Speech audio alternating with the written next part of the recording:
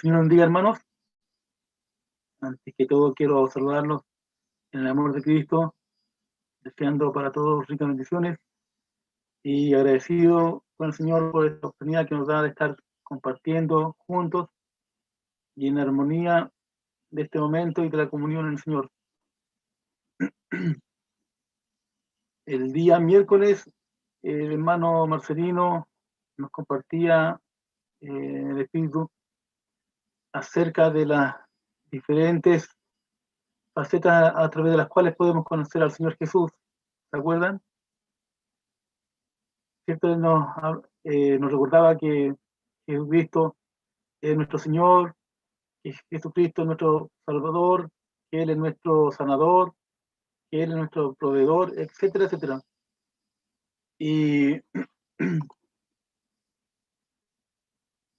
efectivamente Jesucristo, en todas sus distintas perspectivas a través de las cuales podamos mirarlo, llegamos a la conclusión de que Él es nuestro todo, amén, que Él es todo para nosotros. Y hoy día me gustaría que compartamos en el libro de Colosenses, la epístola a los Colosenses, en el capítulo 1.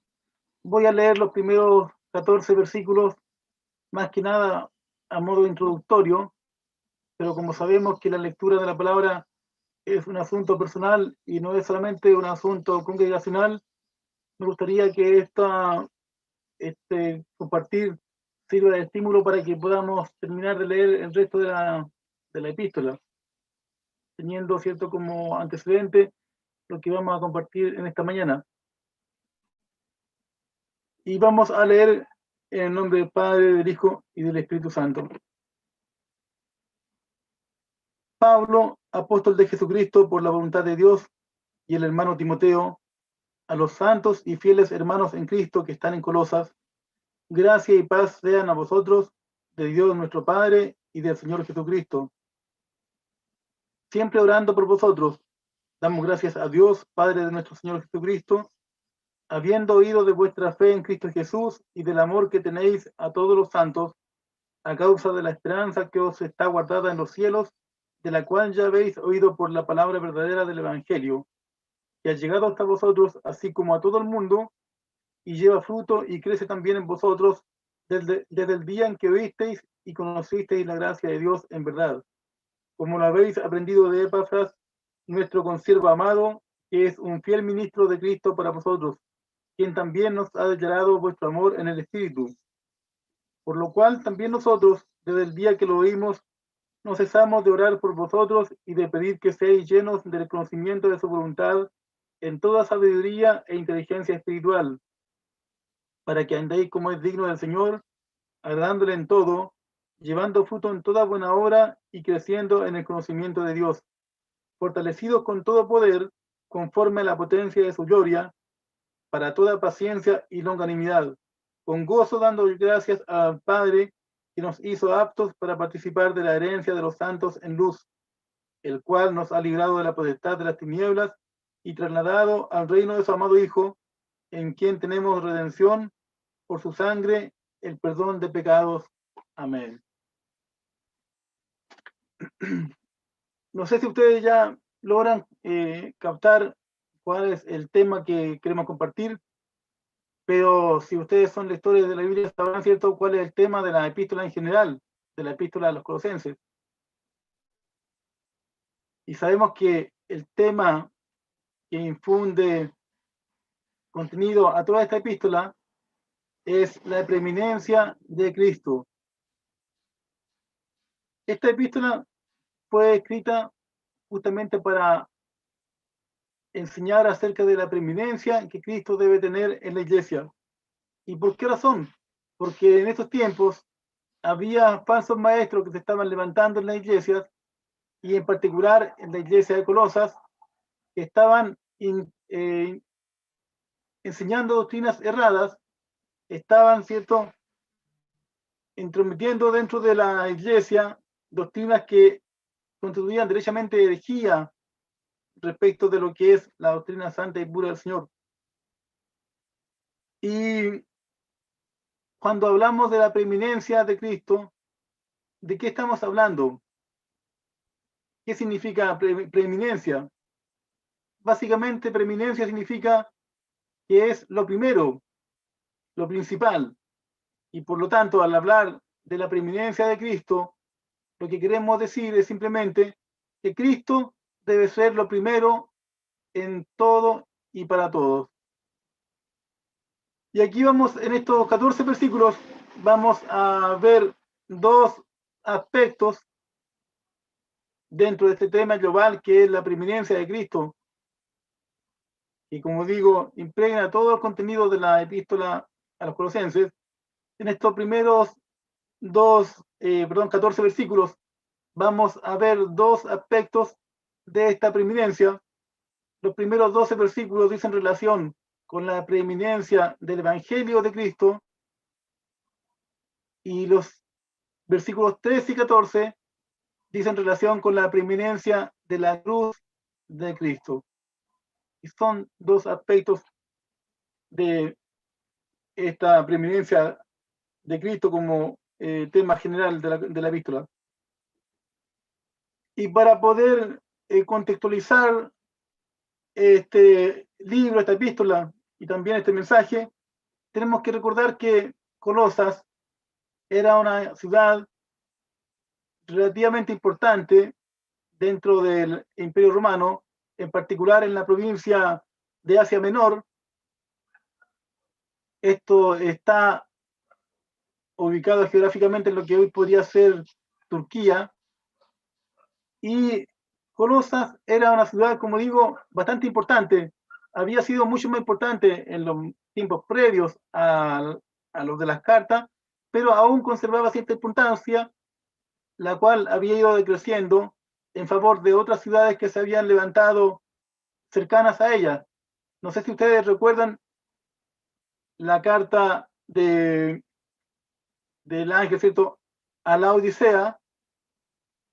La Odisea era una de las ciudades que estaba muy cerca de Colosas, bastante cerca, estaba a 15 o 16 kilómetros de Colosas. Y no sé si ustedes se acuerdan que aquella cierta iglesia, la que estaba en la Odisea, era aquella iglesia que decía que eran ricos y que no necesitaban de nada, ¿cierto? A la cual el Señor reprochó que eran en realidad pobres y desventurados.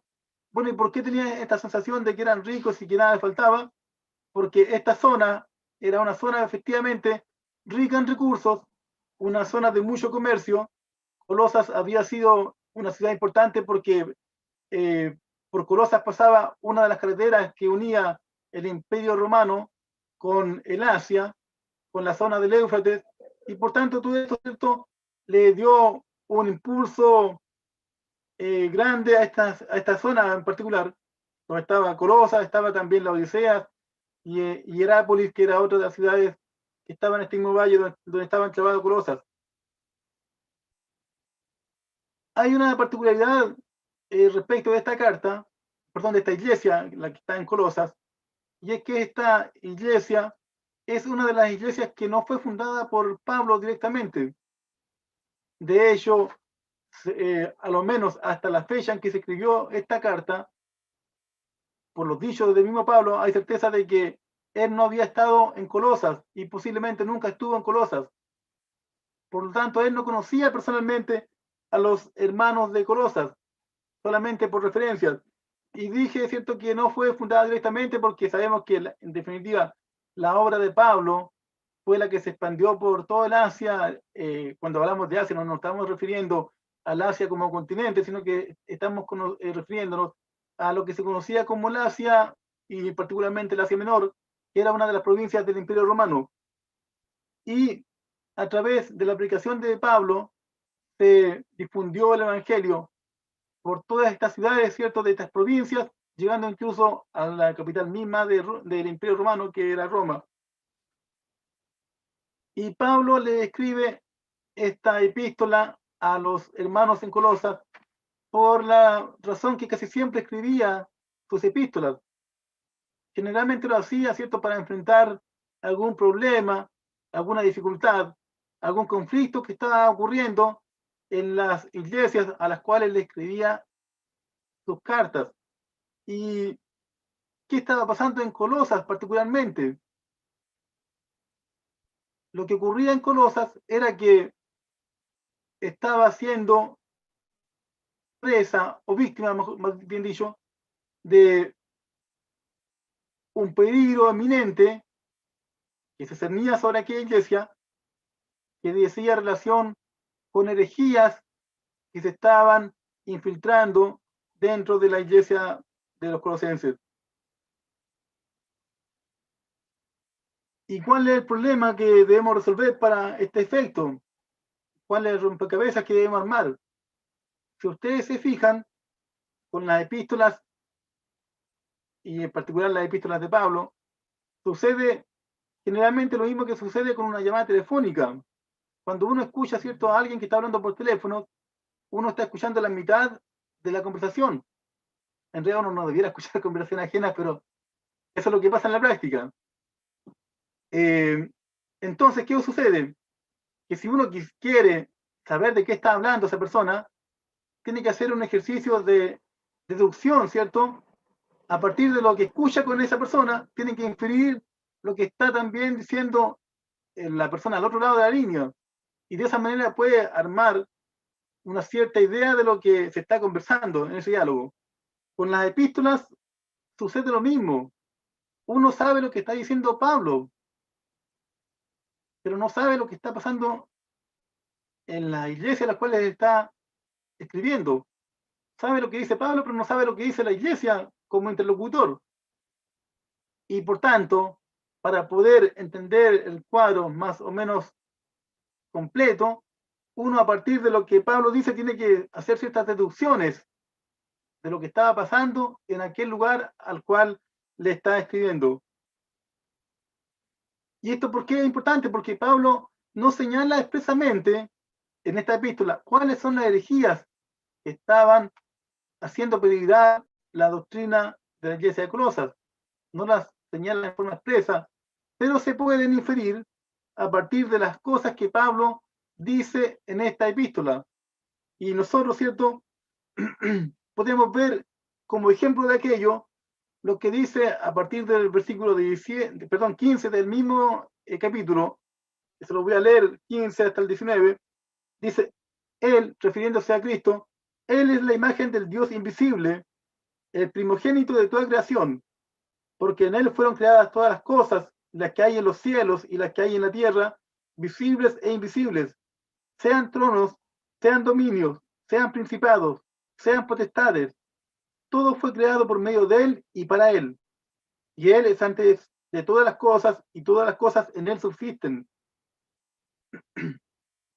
Y Él es la cabeza del cuerpo, que es la iglesia, el que es el principio, el primogénito de entre los muertos, para que en todo tenga la preeminencia, por cuanto agradó al Padre que en Él habitase toda plenitud.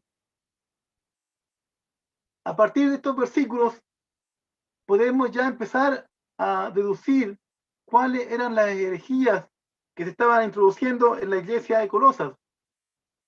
Y debemos recordar que Colosas era una ciudad pagana, gentil. Colosas era una ciudad que había sido influenciada tremendamente por el paganismo, tanto griego como romano, pero también había sido influida por judíos que se habían avecindado en aquella ciudad y que también traían sus prácticas propias del judaísmo. Por otra parte, también hay que entender que dentro de todas de este paganismo, había también ideas filosóficas que estaban en boga en aquella época y que estaban infiltrándose dentro de la iglesia. Y es así, ¿cierto?, como podemos ver que Pablo, ante la inminencia de estas herejías que estaban comenzando a hacer espacio dentro de la iglesia, de inmediato les señala a los hermanos en Colosas y les dice, no, pues, Jesús no es un ser creado, como podrían haber estado pensando o se podría haber estado enseñando ya en aquella iglesia. Jesús no es una criatura más, ni es un ser de segundo orden. Y él entonces, de forma inmediata, les dice que Jesús es la imagen del Dios invisible, el Dios mismo encarnado. Y no solo aquello, que además Él es el creador, el primogénito de toda creación. Dice, porque en Él fueron creadas todas las cosas, las que hay en los cielos y las que hay en la tierra. ¿Y por qué Pablo dice estas cosas? Porque dentro de todas las corrientes heréticas que se estaban infiltrando en la iglesia, estaba también el gnosticismo. Y los gnósticos, entre otras cosas, señalaban, por ejemplo, que la materia es mala y el espíritu es bueno.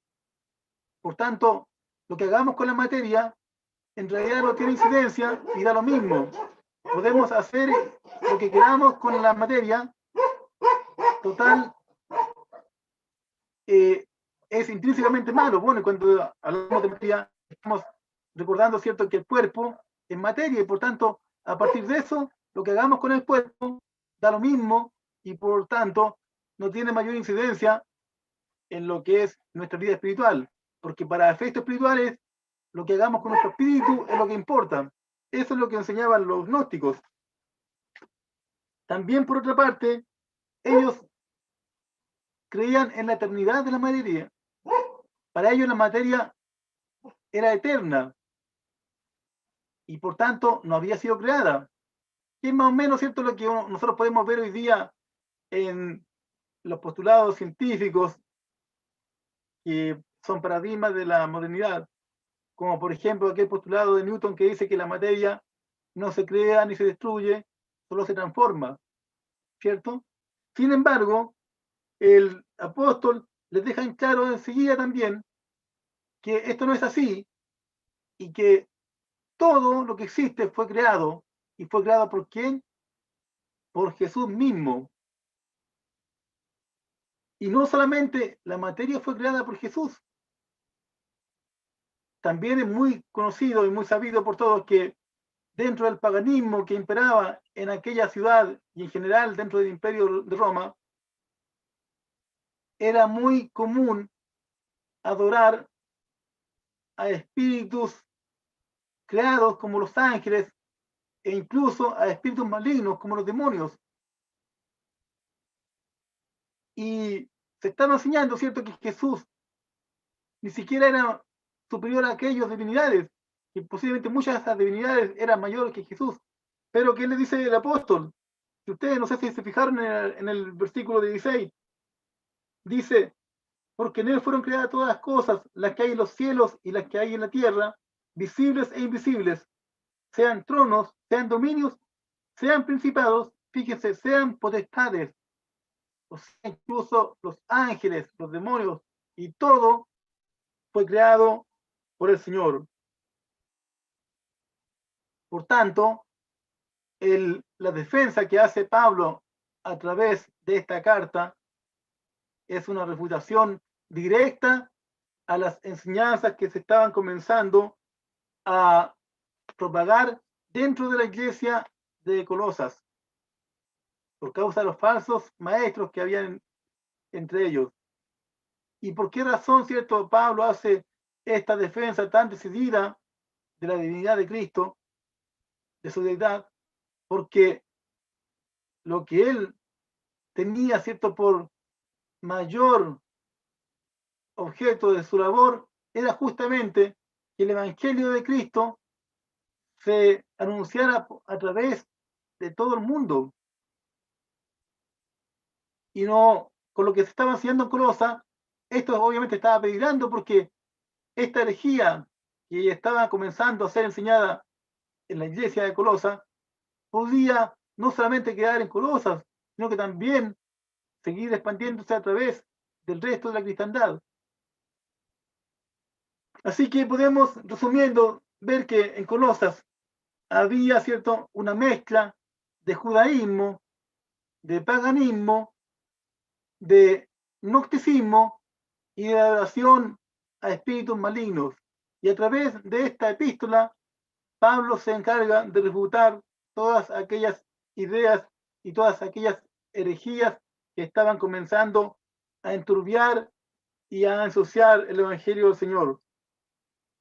Y así el primer tema que Pablo trata en esta epístola es, evidentemente, el de la supremacía de Cristo, por una parte a través del Evangelio y en segundo lugar a través de su muerte en la cruz.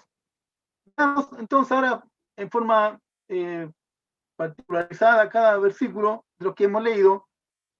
El primer versículo dice: Pablo, apóstol de Jesucristo, por la voluntad de Dios, y el hermano Timoteo. Bueno, ya conocemos a Pablo, ¿cierto? Todos sabemos quién es Pablo. Sabemos que él era un descendiente de la tribu de Benjamín, que era un fariseo, llegó, ¿cierto?, a ser un hombre muy culto, se educó a los pies de quien era probablemente el más alto intelectual de aquella época, que era Gamaliel. Sabemos también que Pablo, además de ser judío, era romano porque nació en Tarso, una provincia de Roma, y por tanto, como romano tenía ciertos privilegios. Por ejemplo, los ciudadanos romanos no eran juzgados igual que los ciudadanos, que los habitantes que no eran ciudadanos romanos. Por ejemplo, a los ciudadanos romanos no se les infringían penas que fueran inhumanas, como si se le podía infringir a los bárbaros o a los habitantes que no tenían la ciudadanía romana. Y esto queda, por ejemplo, muy claro cuando vemos cómo Pablo fue juzgado. Pudo apelar incluso al emperador, ¿cierto? Y fue a Roma, cosa que no podían haber hecho los otros apóstoles que no tenían la calidad de ciudadanos romanos. Cuando fue condenado, se suponía que a los ciudadanos romanos se les infringían penas que eran más benévolas, menos tortuosas, menos inhumanas. Por ejemplo, Pablo, todos sabemos cómo fue ejecutado, fue decapitado, que en teoría, ¿cierto?, es una pena mucho menos inhumana que, por ejemplo, la crucifixión, que es más dolorosa, más tortuosa, es más larga. En cambio, la decapitación era rápida y sin dolor, aparentemente. Y vemos, ¿cierto?, cómo Pablo fue decapitado y los otros apóstoles en general sufrieron ejecuciones que fueron mucho más dramáticas, como por ejemplo el mismo apóstol Pedro, ¿cierto?, que fue crucificado y que por no sentirse digno de morir igual que su maestro, pidió ser crucificado cabeza abajo, ¿cierto? Y él, el apóstol, se presenta como apóstol. ¿Qué significa apóstol? Enviado. Pero Pablo no era enviado por cualquier hombre, no fue enviado por los hermanos, fue enviado directamente por Jesucristo. Pablo, apóstol de Jesucristo. Y dice, por la voluntad de Dios. Y esto es importante, hermanos, que lo tengamos en cuenta.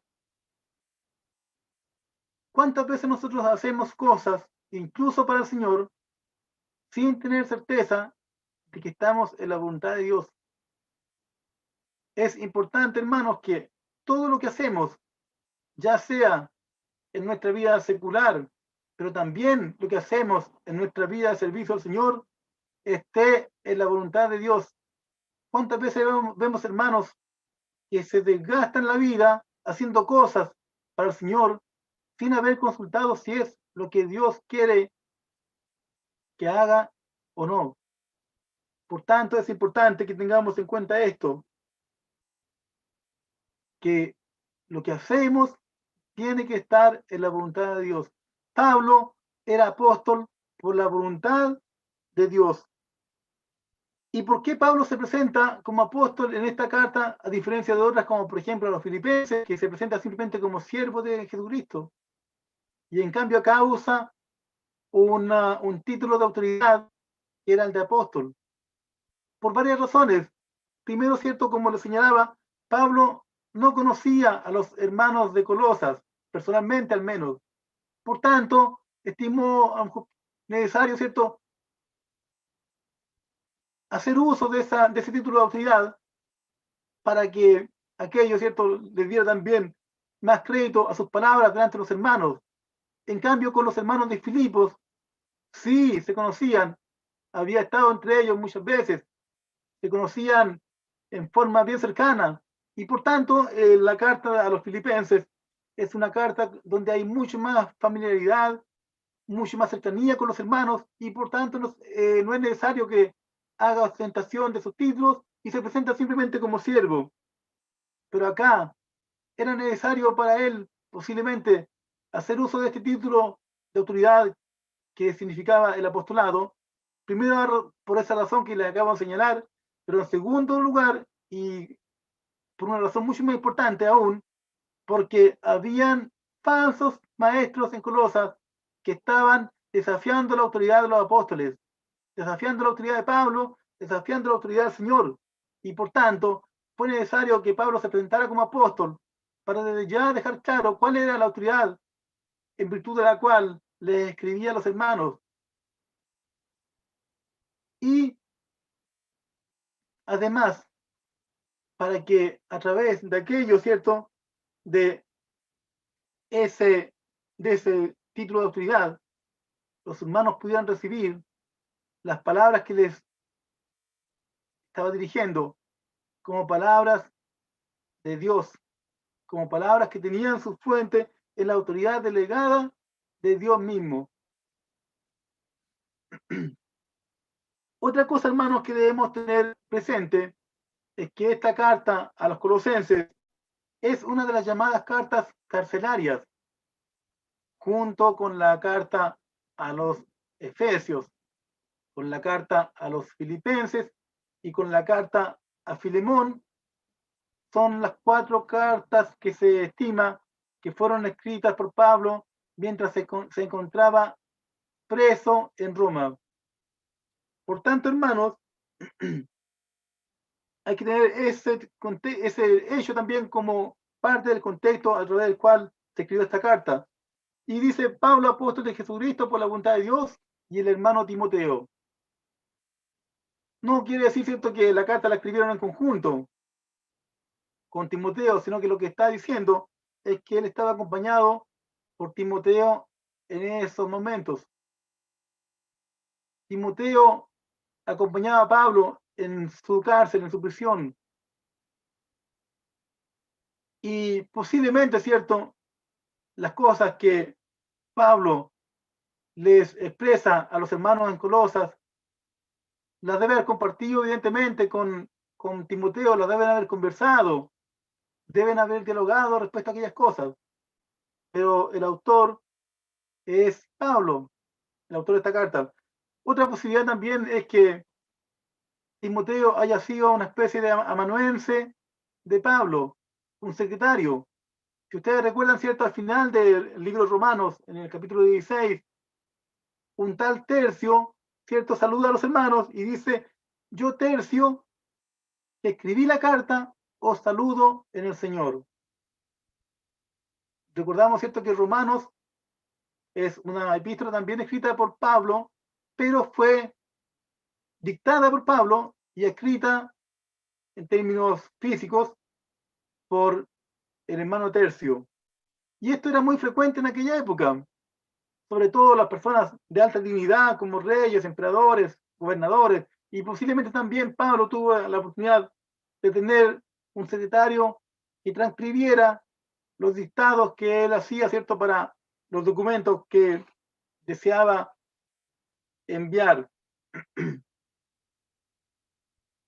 Así que, como sabemos, el libro de Romanos no fue escrito por el puño y letra de Pablo, pero sí es el dictado de Pablo, escrito por Tercio, y posiblemente también es una posibilidad que esta carta a los colosenses haya sido también escrita de ese mismo modo a través de la letra de Timoteo.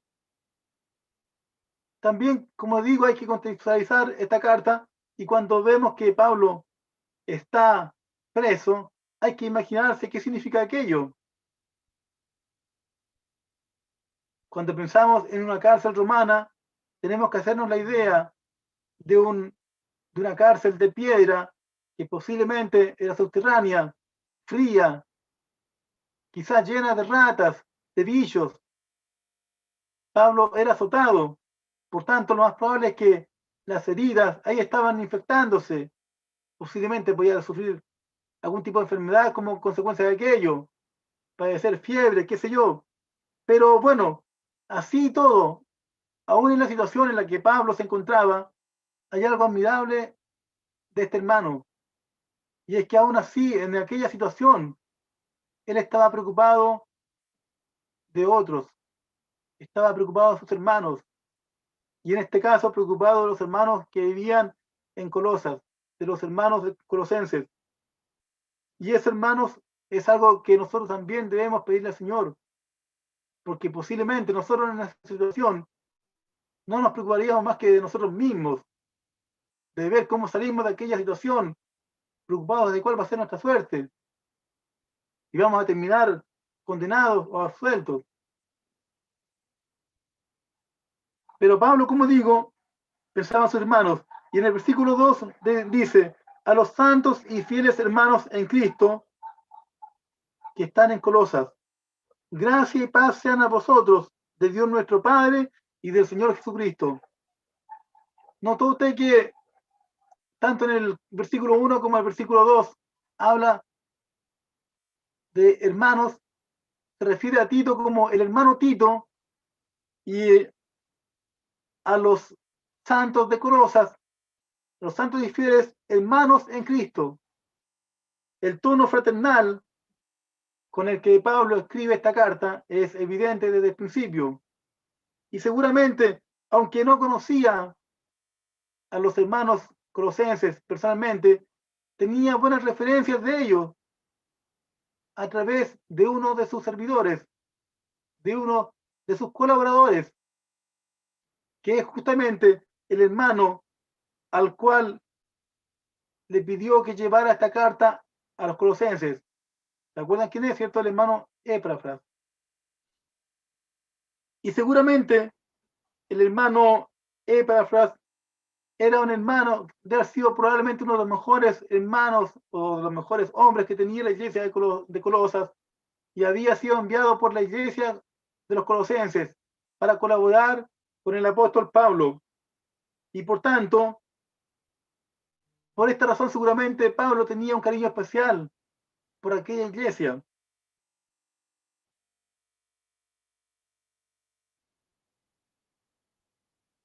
Cuando nosotros, hermanos, recordamos y leemos esta carta, debemos tener en cuenta que hoy día Colosas ya no existe como ciudad y tampoco existe como iglesia. Que eso sea un llamado de atención para nosotros. Las iglesias también pueden desaparecer. Y Pablo, a través de esta carta, pretendía que el candelero en Colosas siguiera encendido. Y probablemente así fue hasta la destrucción de la ciudad en el siglo XII, cuando fue destruida por los turcos. Pero esto tiene que hacernos reflexionar. Las iglesias también pueden desaparecer. Y no estoy hablando de las denominaciones, evidentemente, sino que estoy hablando de la iglesia literalmente, como nosotros las entendemos. ¿Por qué? Porque las iglesias también son acechadas por el enemigo, como estaba siendo acechada esta iglesia en Colosas, con ideas heréticas, erróneas y falsas que estaban poniendo en peligro el Evangelio del Señor. Y por esa razón, ¿cierto? Es que debemos cuidar, por una parte, de conservar la pureza del Evangelio en nuestro medio, que ésta no sea infiltrado por ideas erróneas. Y si nosotros nos damos cuenta, hoy en día tenemos una suerte similar a la que sufrían los hermanos en Colosas. Si hoy día vemos, hermanos, y lo recordaba, ¿cierto?, el hermano Rodrigo en el retiro, cómo hoy día la iglesia está siendo bombardeada por ataques del enemigo, que están queriendo destruir los fundamentos mismos del Evangelio, destruyendo los fundamentos mismos de nuestra fe. Que el Señor nos ayude a estar firmes. Y en la segunda parte de este versículo dice, gracia y paz sean a vosotros. Ustedes saben cómo se saludan, ¿cierto?, los judíos. Paz, shalom. Es el saludo judío, pero el saludo cristiano es gracia y paz. ¿Por qué razón? Porque no podemos tener paz con Dios si antes no hemos sido alcanzados por su gracia. Amén. Por tanto, por esa razón, el saludo cristiano es gracia y paz. Para que podamos tener paz con Dios, debemos ser alcanzados por la gracia de nuestro Señor Jesús. Porque la gracia del Señor nos alcanzó, es que tenemos paz para con Dios. Y por esa razón, ¿cierto? Este saludo, gracia y paz. Paz con Dios a través de la gracia del Señor Jesús. Y hoy día opera el Espíritu Santo en nosotros a través de la santificación a la cual Él nos guía. Versículo 3. Siempre orando por vosotros, damos gracias a Dios, Padre de nuestro Señor Jesucristo. Como vemos, ¿cierto?, en estos primeros 12 versículos, lo preeminente en la iglesia debe ser el Evangelio de Cristo.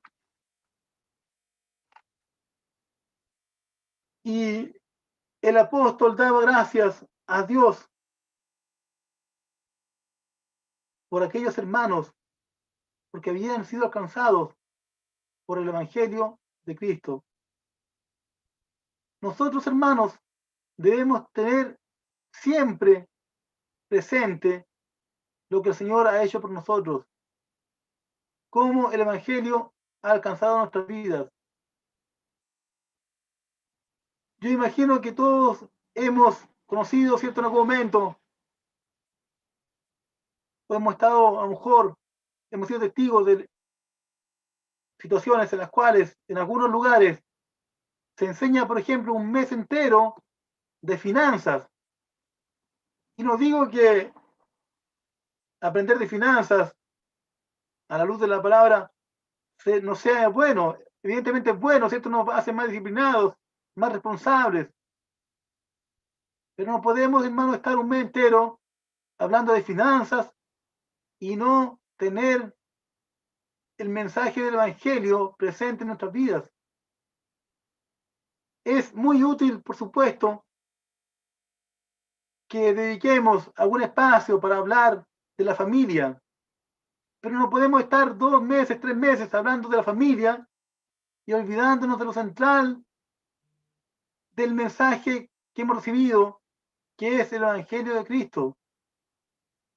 Que aprendamos de finanzas, que aprendamos a sobrellevar nuestras familias, cómo educarlas, cómo mantener a nuestros hijos en corrección. Es muy bueno, pero no nos va a dar la salvación. Lo que nos ha dado la salvación y lo que le va a dar la salvación a aquel inconverso que escuche la palabra es el Evangelio de Jesucristo. Y por tanto, no debemos nunca, hermanos, dejar de lado el Evangelio de Cristo como tema central de la palabra y la predicación en la iglesia. La preeminencia del Evangelio debe ser algo que sea patente en cada reunión, en cada momento de nuestra comunión en el Señor.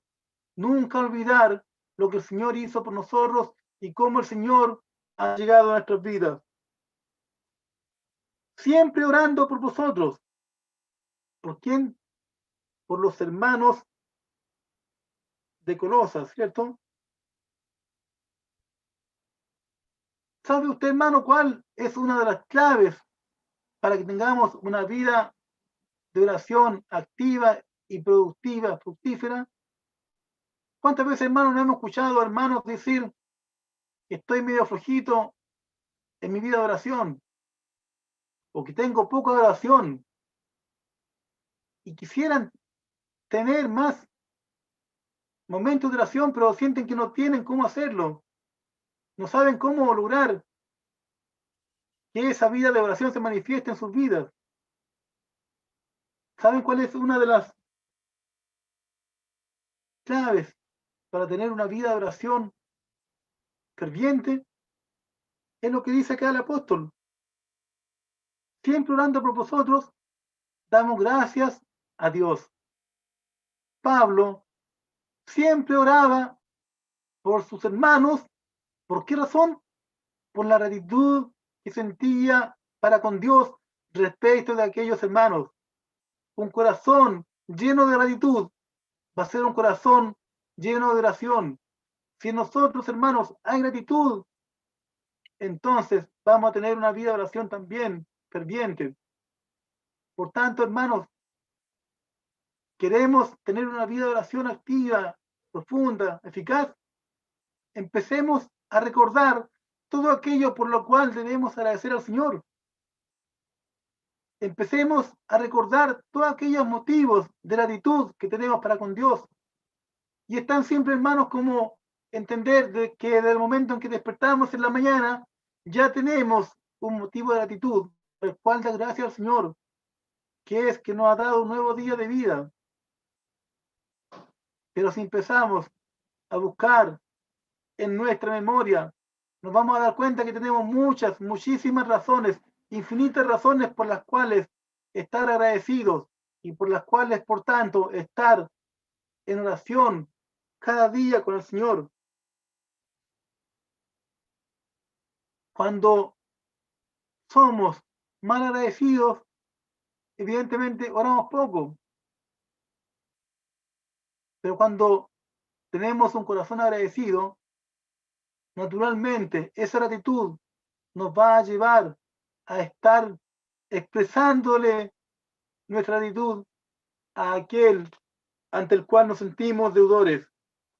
Que el Señor, hermano, nos dé un corazón agradecido. Y Pablo tenía aquella actitud por aquellos hermanos, por los hermanos de Colosas, los hermanos colosenses. Y por esa razón, Pablo constantemente estaba orando, siempre orando por vosotros. Y cuando dice siempre, quiere decir que en todo momento Pablo agradecía al Señor por causa de sus hermanos. Imaginemos que lo hacía por los hermanos de Colosas, pero también lo hacía por los hermanos de Filipos, por los hermanos en Éfeso, por los hermanos colaboradores suyos, por los demás apóstoles. O sea, la vida de Pablo debe haber sido una vida de oración constante.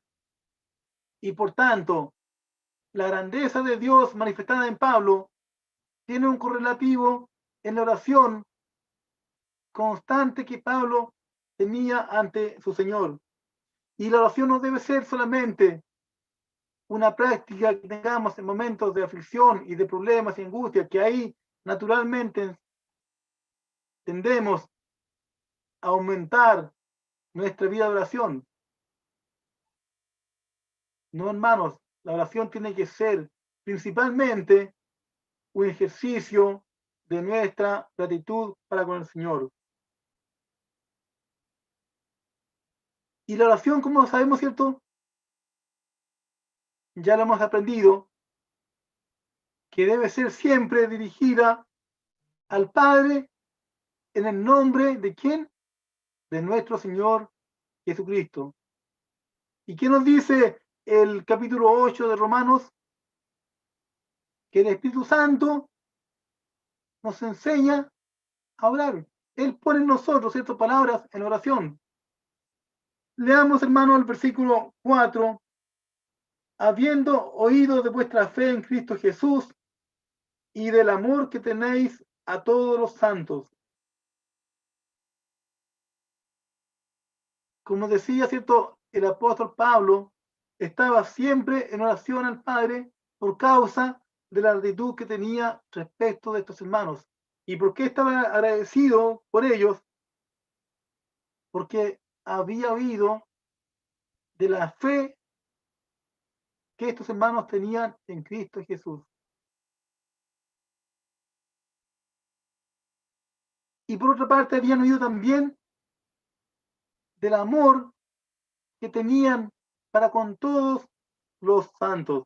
Aquí, hermanos, empezamos desde ya a enunciar uno de los lemas del cristiano que todos conocemos, ¿cierto?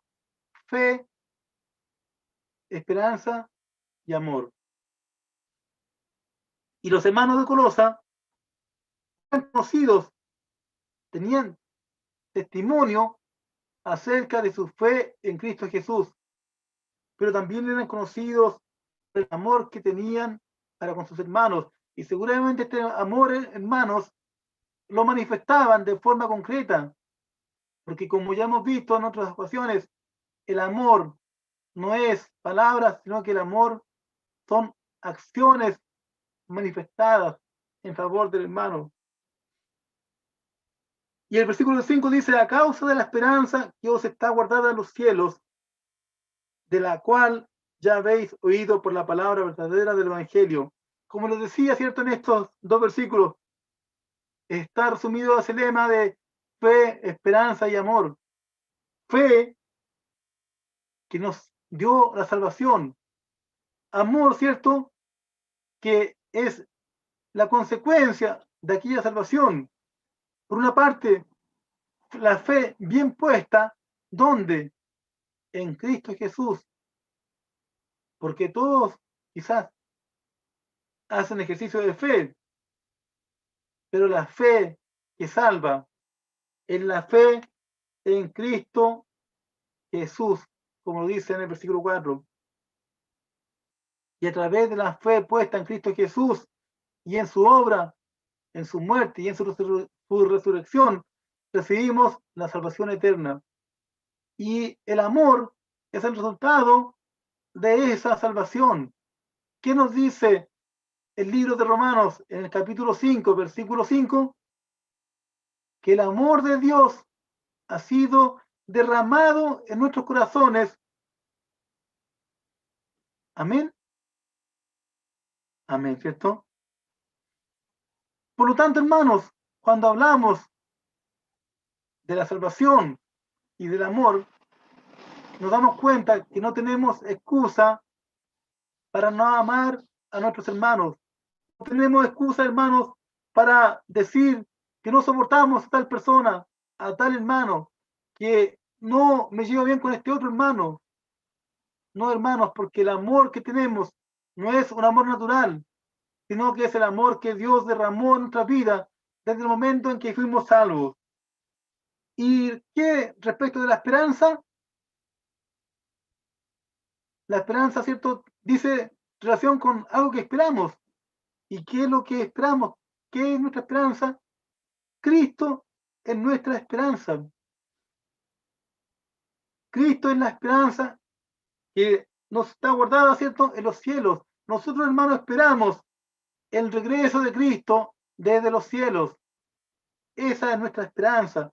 Hemos sido salvos, tenemos amor por causa de la salvación que hemos recibido, y aquella salvación nos hace tener la esperanza de que un día Cristo regresará a buscar a su iglesia. Y eso, hermano, es el mensaje del Evangelio de Cristo. Ese es el mensaje que la iglesia debe proclamar. La salvación a través de la fe, el amor como consecuencia de esta salvación y la esperanza de que Cristo está en busca de su pueblo. Por tanto, hermanos, nuestra esperanza no es como la esperanza de los impíos, que ponen, ¿cierto?, su esperanza en las cosas de esta tierra, en cosas perecederas, que ponen su esperanza en sus trabajos, en sus bienes, en sus relaciones sociales. Nuestra esperanza no son cosas, ni son situaciones de este mundo.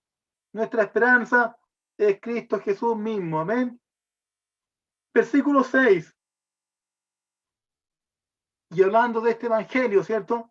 Que ha llegado hasta vosotros, así como a todo el mundo, y lleva fruto y crece también en vosotros, desde el día que oísteis y conocisteis la gracia de Dios en verdad.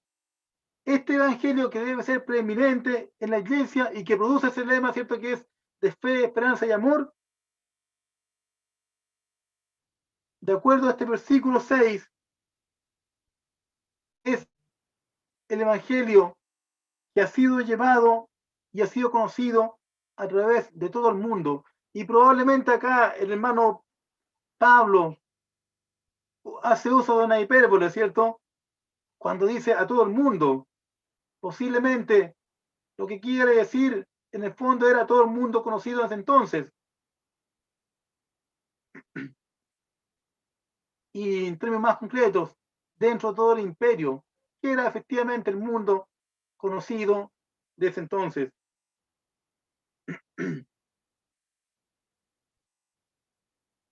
Y sabemos, ¿cierto?, que para esta obra de evangelización, la iglesia de Colosas había también colaborado con el hermano Epafras que ya mencionamos.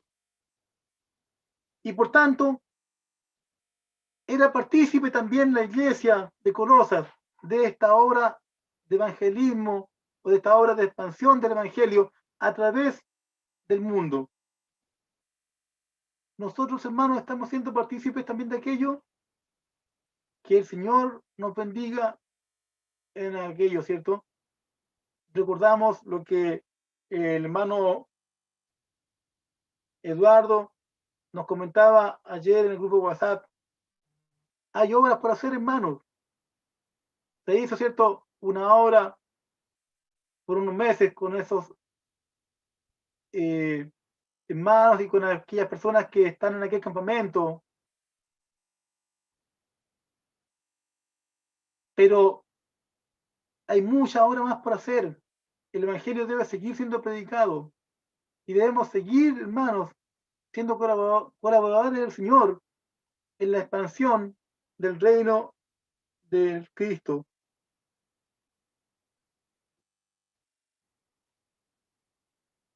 Y dice, y lleva fruto y crece también en vosotros.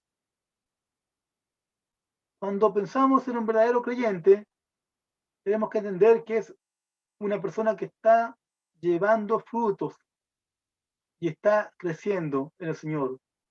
Nosotros, hermanos, debemos llevar frutos y debemos crecer en el Señor. Esa es la vocación del Evangelio. El Evangelio lleva fruto y crece en nosotros. Si no estamos llevando frutos, si no estamos creciendo en el Evangelio, tenemos que ver qué está pasando con nuestra vida. Y debemos pedir misericordia al Señor para que su Evangelio se haga realidad en nuestros corazones. Cuando el Señor Jesús en el Evangelio de Juan, capítulo 15, le enseña a sus discípulos, ¿cierto?, que Él es la vid verdadera y nosotros somos los pámpanos. Y todo el que permanece en Él, ¿qué dice? Que lleva frutos, ¿cierto? Por tanto, hermanos, si no estamos llevando frutos, si no estamos creciendo, entonces algo está pasando en nuestra relación con Cristo, en nuestra comunión con el Señor. Por tanto, el permanecer en Cristo tiene que ser algo que sea constante en nuestra vida. Debemos permanecer constantemente en el Señor y entonces nos mantendremos llevando frutos y creciendo. Y cuando hablamos de permanecer en Cristo, sabemos que eso en términos concretos, ¿qué significa? Estar constantemente en contacto con su palabra, aprendiendo su palabra, profundizando la palabra, aprendiendo de la mente de Cristo a través de la revelación que Él nos dejó para nuestro beneficio. En el versículo 6, la parte final dice, desde el día en que oísteis y conocisteis la gracia de Dios en verdad. Y esto, hermanos, es sumamente importante y me gustaría que hagamos especial atención en esta parte de este versículo. Desde el día que oísteis y conocisteis la gracia de Dios en verdad. ¿Desde cuándo, hermanos, nosotros comenzamos a llevar frutos y a crecer? Desde que ya tenemos una cierta madurez, desde que ya han pasado un par de años, desde que ya logramos una madurez a los 10 años en el Señor. ¿Cuántas veces, hermanos, hemos escuchado hermanos diciendo de sí mismos que lo que pasa es que yo soy un bebé en el Señor, en Cristo? Soy nuevito en el Señor. Eso, hermano, no es bíblico. El apóstol aquí claramente está diciendo, ¿cierto? Que lleva fruto y crece también en vosotros desde el día que oísteis y conocisteis la gracia de Dios en verdad. Por tanto, hermanos, desde el primer día que conocimos al Señor, debemos comenzar a llevar frutos. No tenemos la excusa de que somos nuevos, de que somos bebés. En el Señor no existen los bebés. Hay una sola parte, una sola texto, un solo texto dentro de la palabra del,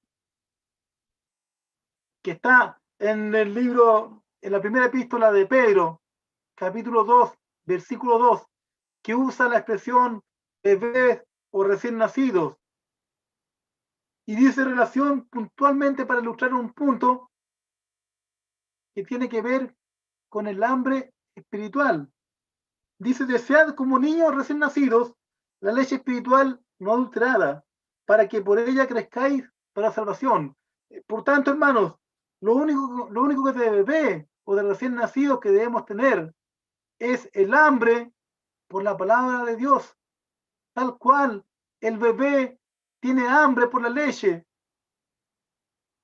De esa misma manera nosotros debemos anhelar este alimento espiritual, esta leche espiritual no adulterada. ¿Para qué? Para crecer por ella en salvación.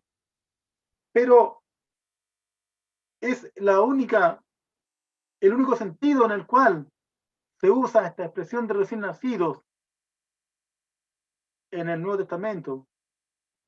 Por tanto, en el Señor no hay hijos que sean bebés espirituales. Somos hijos adultos. Desde el primer día que conocimos al Señor, debemos comenzar a llevar frutos en el Señor. Y eso, hermanos, tiene que ser algo que no debemos olvidar cuando anunciamos el Evangelio. Tenemos que entender y tenemos que hacer entender también a las personas que la vida espiritual comienza desde el día en que reciben al Señor. No hay una marcha blanca en el Señor. No hay una etapa en la cual estemos, ¿cierto?, como eximidos de las responsabilidades, de las obligaciones y también de los derechos que implica ser hijo del Señor. ¿Y por qué podemos afirmar tan rotundamente que somos hijos adultos? Porque si ustedes se dan cuenta, cuando el Señor nos habla de que somos herederos, cuando somos herederos y podemos manejar nuestra herencia, es cuando somos hijos adultos. Mientras no seamos adultos, aunque somos herederos, no podemos gozar de aquello. Pero el Señor nos ha hecho herederos en Él y podemos disfrutar desde ya de esa herencia que tenemos en el Señor. Versículo 7. Como lo habéis aprendido de Epafras, nuestro consiervo amado, que es un fiel ministro de Cristo para vosotros. Acá, hermanos, vemos, ¿cierto?, que Epafras era un fiel siervo de Cristo. Probablemente Epafras era el hermano que fundó la iglesia de Colosenses.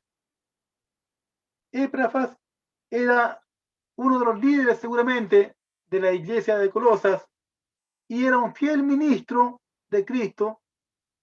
Por tanto, el hermano Epafras era un anunciador, un colaborador de la obra del Evangelio junto a Pablo. Que nosotros, hermanos, tengamos ese mismo espíritu que tenía Epafras. Que donde quiera que estemos, tengamos la disposición para anunciar el Evangelio de Cristo a aquellos que aún no conocen al Señor. Versículo 8. Quien también nos ha declarado vuestro amor en el Espíritu. Este hermano Epafras no solamente era un siervo, un fiel siervo del Señor, sino que también hacía las veces de nexo entre Pablo y la iglesia de Colosas. Y dice, cierto, aquí el hermano Pablo, quien también nos ha declarado vuestro amor en el Espíritu.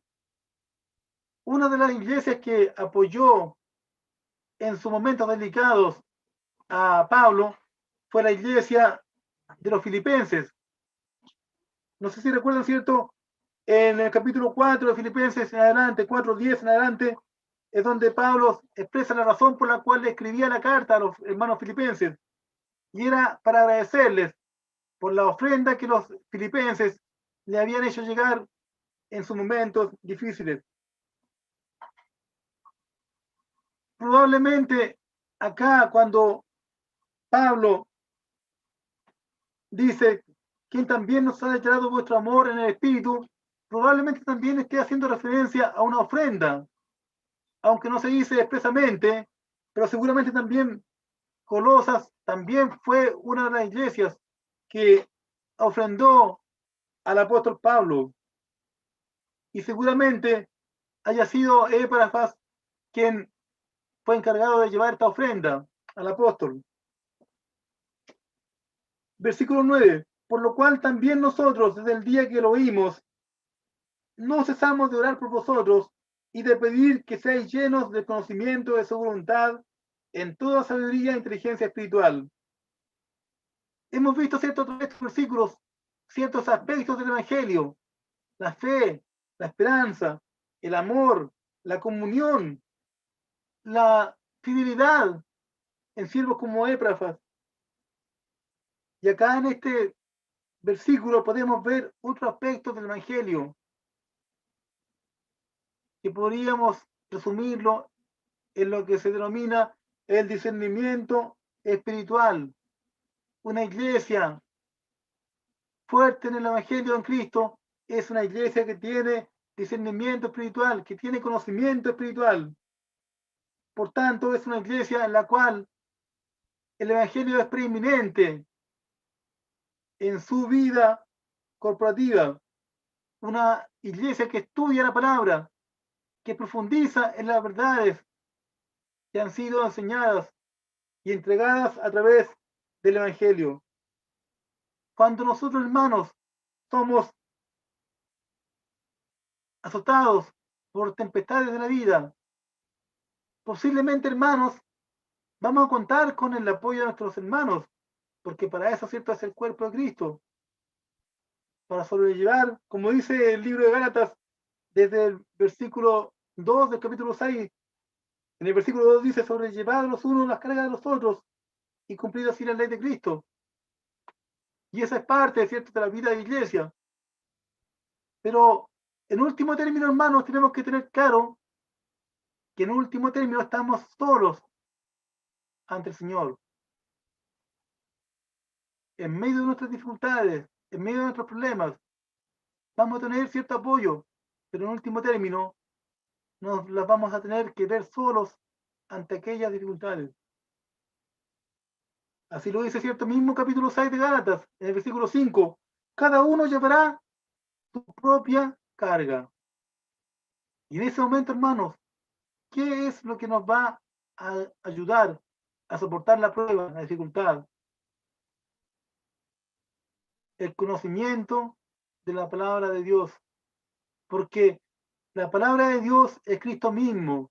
Por tanto, el conocimiento de Cristo, el conocimiento de su palabra, el conocimiento de sus verdades, es lo único con lo cual contamos en definitiva en último término, en medio de las aflicciones y las angustias de la vida.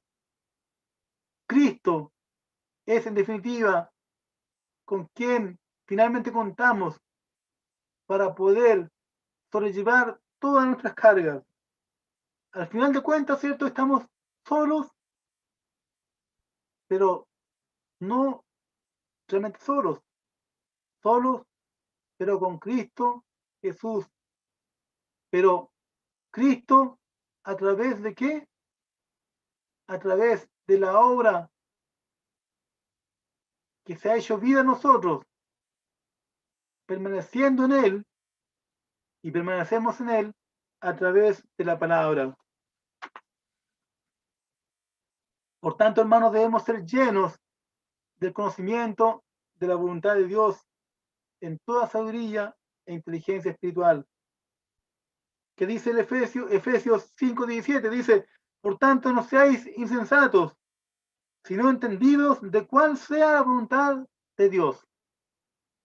Insensatos es sinónimo de necios. No debemos ser necios. Debemos entender cuál es la voluntad de Dios. Y podemos, hermanos, entender o saber o conocer la voluntad de Dios. O la voluntad de Dios es algo que está escondido en nuestro conocimiento. No, hermanos. Acá textualmente lo dice, ¿cierto? El apóstol. Podemos conocer la voluntad de Dios. La voluntad de Dios está claramente descrita en su palabra. Por tanto, lo único que debemos hacer para conocer la voluntad de Dios es alimentarnos constantemente de su palabra, porque ella es la que contiene la voluntad de Dios. Y así, ¿cierto? Como podemos ver, por ejemplo, el libro de Proverbios, un libro lleno de consejos prácticos para distintos aspectos de la vida. Aspectos como el trabajo, el dinero, los hijos, la familia, la lengua, etcétera, todos ahí condensados en un hermoso libro. Versículo 10. Para que andéis como es digno del Señor, agradándole en todo, llevando fruto en toda buena obra y creciendo en el conocimiento de Dios.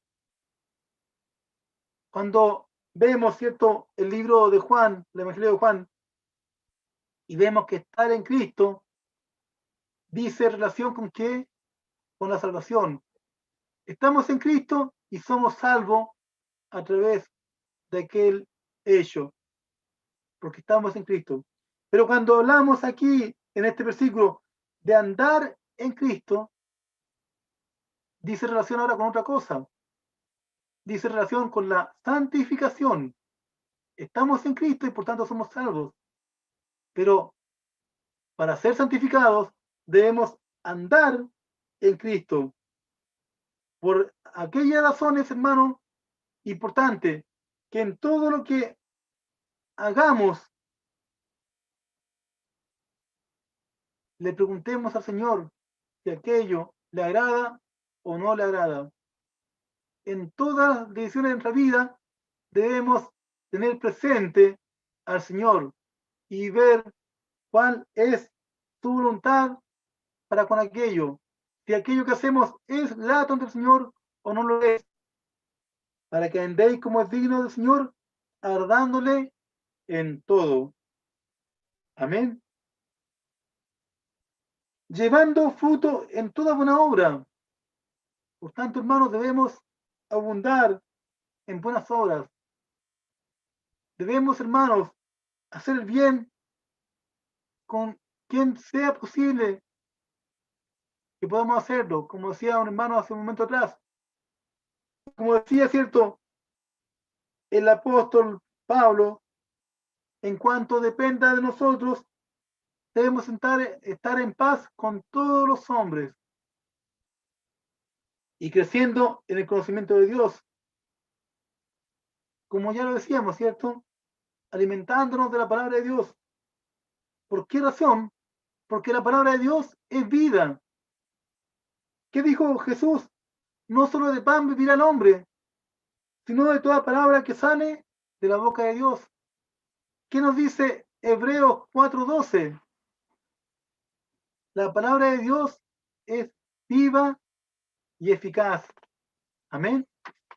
Así que, hermanos, tenemos el mejor alimento que podamos necesitar, la palabra de Dios. Versículo 11, fortalecidos con todo poder, conforme a la potencia de su gloria, para toda paciencia y longanimidad. Otro elemento más, hermanos, del Evangelio de Cristo. ¿De dónde sacamos la fortaleza? La fortaleza no viene de nuestras propias fuerzas, viene del Señor. Amén. Y viene con todo poder, conforme a la potencia de su gloria. Cuando hablamos de gloria, gloria dice relación con algo de peso, algo pesado, no algo vacío o insustancial, sino algo potente, con mucho peso. Y así es Dios. Dios es glorioso, es potente, todopoderoso. Por tanto, hermanos, qué mejor que fortalecernos con el poder que emana de la gloria de Dios. Imaginémonos, hermanos, que tenemos acceso a tan tremenda fuente de poder. El hombre hace esfuerzos por generar energía. El hombre hace esfuerzos tremendos, ¿cierto? Por llevar energía a las ciudades, a las casas, a los hogares. Energías para los vehículos, para movernos, para transportarnos. Y eso, hermanos, cuesta dinero, es caro. Gran parte de nuestros ingresos se van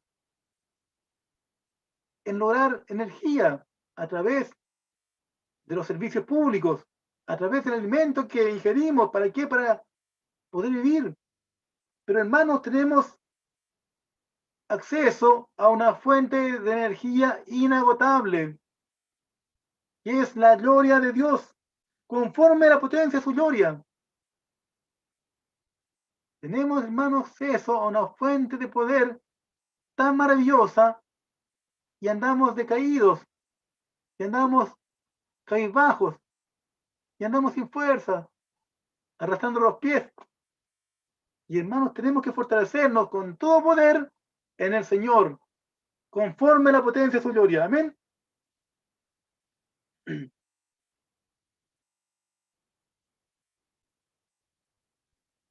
Para toda paciencia y longanimidad. La paciencia relacionada con la longanimidad.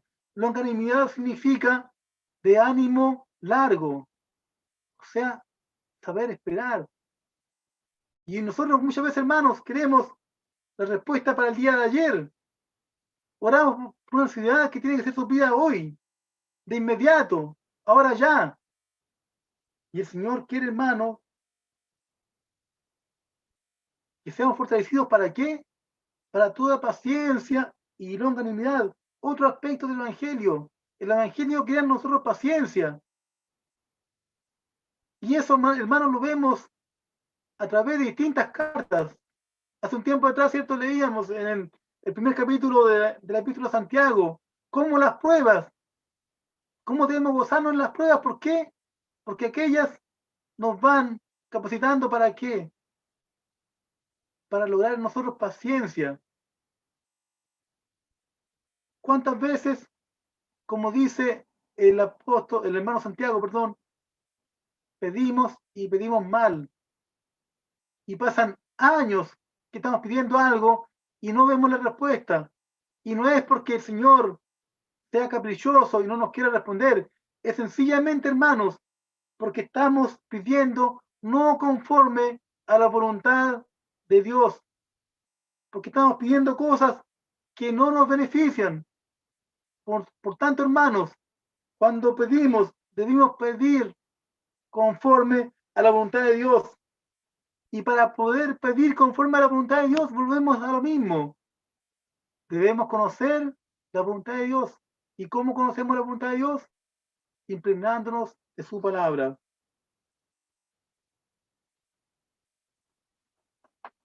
Versículo 12. Con gozo, dando gracias al Padre que nos hizo aptos para participar de la herencia de los santos en luz. ¿Se dan cuenta? Aquí vemos, ¿cierto? lo que decíamos hace un momento atrás, somos hijos adultos. ¿Por qué? Porque tenemos una herencia de la cual ya podemos echar mano, podemos participar de ella. Y vemos también aquí otro elemento más del Evangelio, el gozo. Con gozo dando gracias al Padre. ¿Qué nos dice el Salmo 16, versículo 11? En tu presencia hay plenitud de gozo, delicias a tu diestra para siempre. Por tanto, hermanos, ¿qué es el gozo? ¿Cómo nos grafica, cómo nos define el gozo este salmo que acabamos de leer? Como la presencia de Dios. ¿Y dónde habita Dios, hermanos? ¿Dónde está presente Dios? ¿Qué nos dice el mismo Evangelio de Juan 14, versículo 20? El Señor nos dice que Dios mora en nosotros. En aquel día vosotros conoceréis que yo estoy en mi Padre, y vosotros en mí, y yo en vosotros.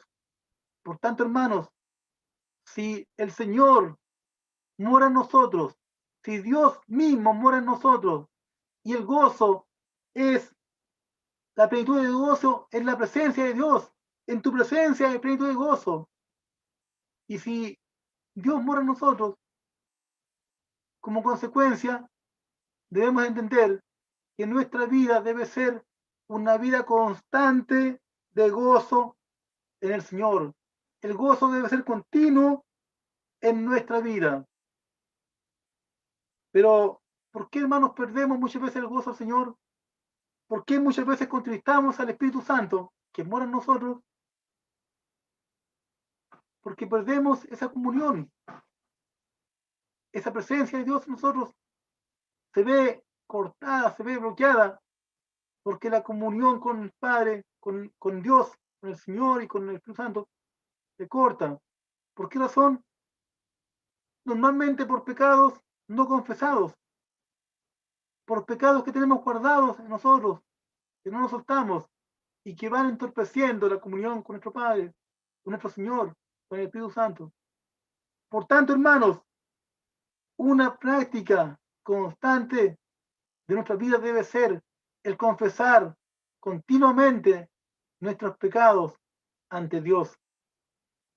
No arrepentirnos de ellos nuevamente, ni pedir, ¿cierto?, seamos perdonados, porque eso ya se produjo una vez, pero sí, hermanos, confesarlos, sí, arrepentirnos, evidentemente, confesarlos y pedirle al Señor que Él, en la comunión que provoca nuestra vida, nos mantenga libres del pecado. Por tanto, hermanos, vemos que el gozo no depende de las circunstancias en las cuales vivimos, sino que depende de la comunión con Dios. Como decíamos, ¿cierto? Pablo estaba viviendo días difíciles, estaba viviendo días de angustia, seguramente enfermedades, seguramente no comía la mejor comida que podía haber comido, estaba en una cárcel, estaba siendo azotado, por tanto tenía heridas en el cuerpo, pero aún así, todos hermanos, Pablo estaba gozoso. ¿Por qué? Porque estaba constantemente en comunión con nuestro Señor. Si estamos constantemente en comunión con nuestro Señor, si estamos confesando constantemente nuestros pecados, si estamos en fe, en esperanza y en amor, veremos cómo el gozo del Señor va a ser continuo en nuestra vida. Y para terminar, hermanos, vamos a leer rápidamente los últimos dos versículos que dicen relación con la preeminencia de la cruz de Cristo en nuestras vidas y en la iglesia. Versículo 13, el cual nos ha librado de la potestad de las tinieblas y trasladado al reino de su amado Hijo, Si recuerdan, hermanos, lo que les contaba hace un momento atrás, al inicio de este compartir, en Colosas, una de las herejías que había y que se estaba introduciendo en la iglesia era la adoración a los espíritus malignos. Lamentablemente, habían personas que adoraban abiertamente a demonios.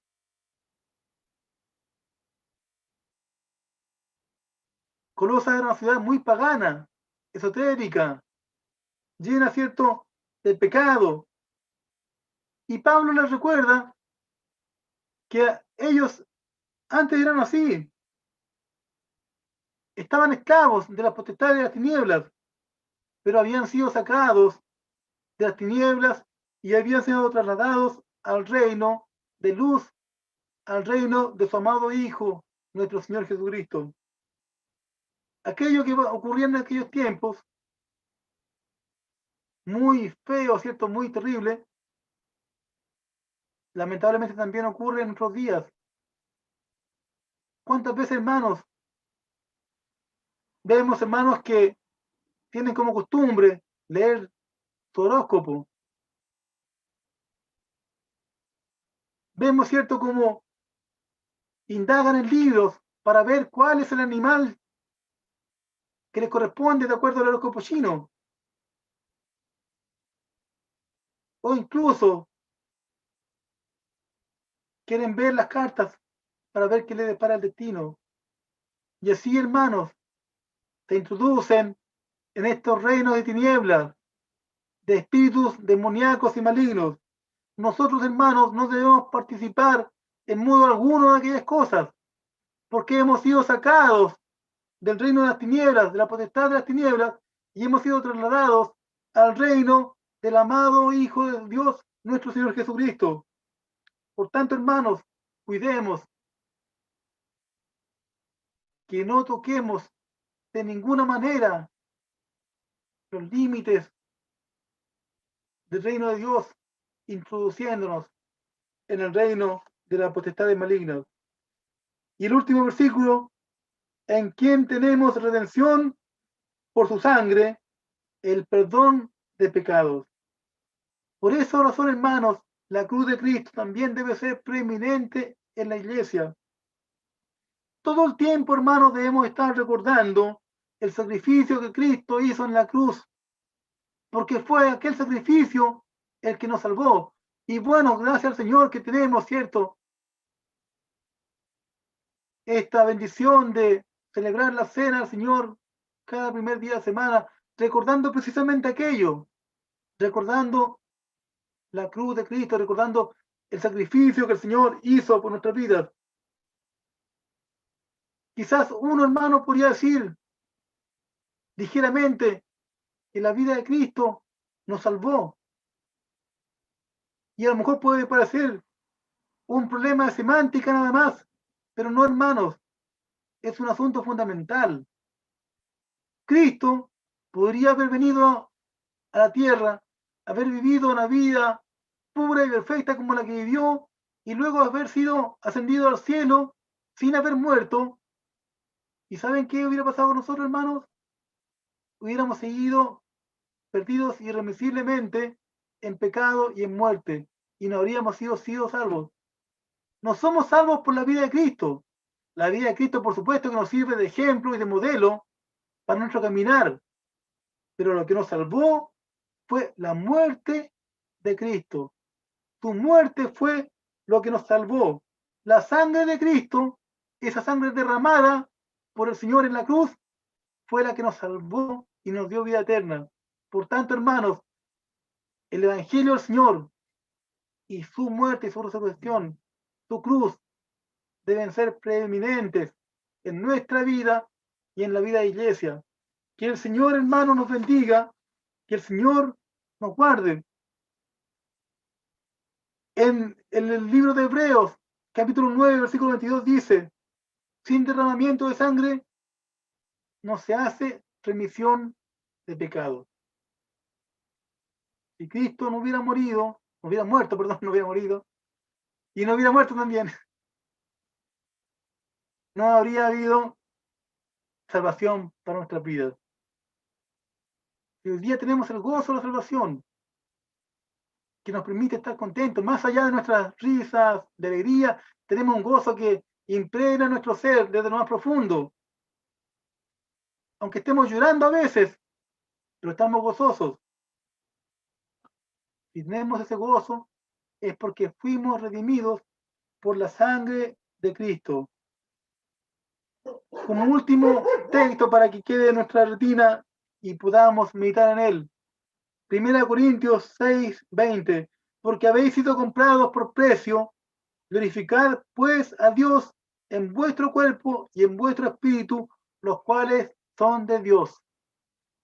Ya que tenemos esta gran bendición de haber sido comprados por la sangre de Cristo, entonces no nos resta más, hermanos, que glorificar a Dios en nuestro cuerpo y en nuestro espíritu.